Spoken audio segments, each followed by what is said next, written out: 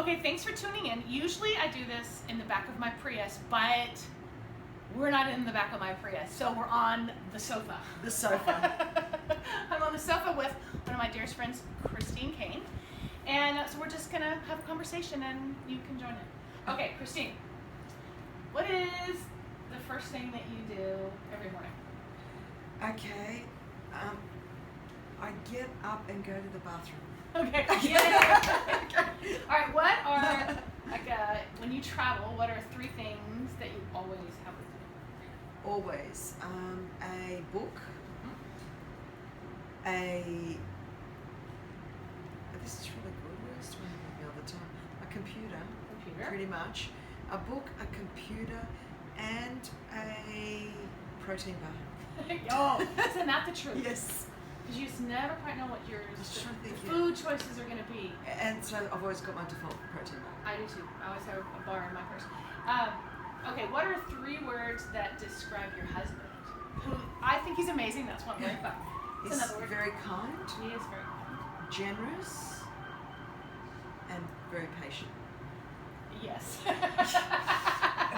Yes. Yes, very patient. Yes. What are 3 words that describe your life? Passionate,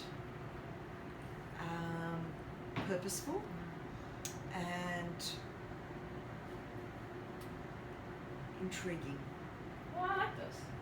Okay, so I think that there should be something in all of our life that is a little bit risky or, Yes. what? So what is that for you in this season? Because I'm sure there've been plenty. You've started from 821 and but so Today I'm starting another kind of inward journey. So here I'm 50, nearly 51, and I go. Part of this is I really want to see how much can I achieve in my lifetime for the glory of God, which there is a direct correlation between that and how deeply am I going to let the Holy Spirit go deeper. And I talk so much about the soul and so much about inner healing.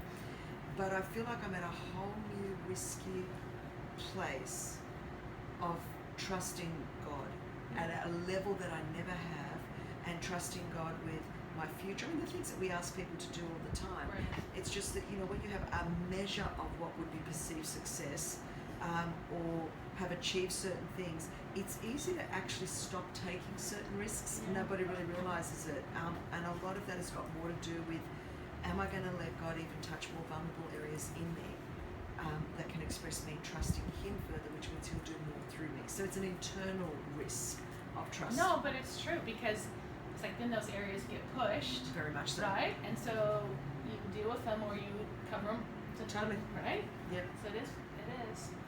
I love you. I love so you. amazing. No, I love that you are forever on a journey of looking like Jesus, and that's not a theology, it's a work. Totally. Right? People say I want to look like Jesus, and we all want, He's working that in us, but it doesn't happen overnight, and it doesn't happen without pain or work, or because we all have stuff.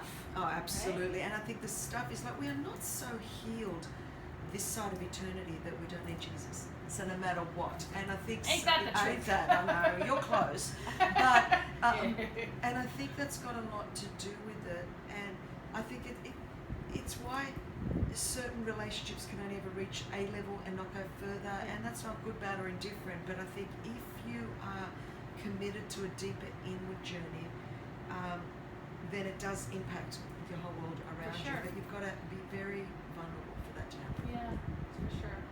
I think, I've hosted, God Chicks In, Now She Rises, and been doing that for quite a bit. So why do you think it is important that at this time in history that women with a faith in God would gather? Yeah, I think I would even go as far as to say I don't know that it's ever been more important. Well, certainly it's as important as ever, but the time right now, there is such an angst, visceral reaction, I think, in light of just so many things in the world and just what's happening in so many areas. I think people don't know what to do with the angst that they're feeling, so they're reacting out of anger to either misogyny or injustice, things that are not new. It doesn't say it's okay, but it's not new. But I can say simple things that when we would talk about things, and I think, God Chicks that has merged into She Rises, we've been talking about some of this stuff for 21 years, Right. but I think there's a generation more willing to hear it, and people, if we do not give people the tools to react and respond in the right way, they're going to react out of anger. Now, you never overcome misogyny is not right. Women not being empowered is not right. But you do not overcome evil with more evil. You don't overcome evil with more anger. You don't right a wrong by swinging the pendulum the whole other way. So I think when you've got something like She Rises, it's full of life, that's full of purpose, that is empowering of women, that of course it values women, but gathering the girls together. There is something that happens together that cannot be done alone. I mean, it's that's the case. I think when we see the women's marches that happened after the elections in America this year, it was stunning to me to go, wow, look at the power. Finally, women so angry, but they've seen the power of showing up. And so we ought to see the power of showing up in the right way as well. As and the church, I think very much so, because if the church doesn't, then our light, rather than being a bright force that can shine, becomes these tiny little spotlights that don't really illuminate a lot of the darkness. Now look, if the secular world goes, girls, let's gather, and they're certainly getting far more concentrated, my reaction isn't that we go and do the same thing. My reaction is these things that God has raised up, like She Rises, why would we not gather together as the church and say, I'm going to show up? And I think now is not the time for a Christian woman to be apathetic and sit at home and do her little Etsy board and play on Pinterest. I'm like, could you just come and gather? And like take your position. Now I think that's what's needed. No, that's exactly right. No, you're exactly right.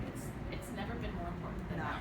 No, absolutely. So thanks for actually being on the forefront, and encouraging and inspiring me, but just in leading the charge with women and taking it to a new place. And so, come on, we are. Thanks for tuning into the conversation. See you next time.